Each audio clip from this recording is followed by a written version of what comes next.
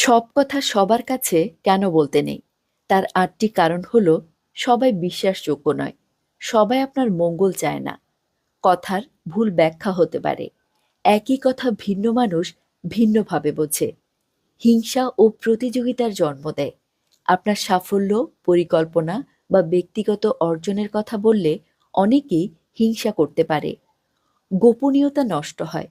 ব্যক্তিগত বা পারিবারিক গোপন কথা বেশি বলা মানে নিজের সীমান্ত দুর্বল করা। দুর্বলতার সুযোগ নেয় কেউ কেউ। নিজের কষ্ট বা দুর্বলতা জানালে সবাই সহানুভূতি দেখায় না। সামাজিক বদনাম হতে পারে। অতিরিক্ত খোলামেলা বা অনুচিত কথা বললে সমাজে ভুল ধারণা তৈরি হতে পারে। সম্পর্কের জটিলতা বাড়ে।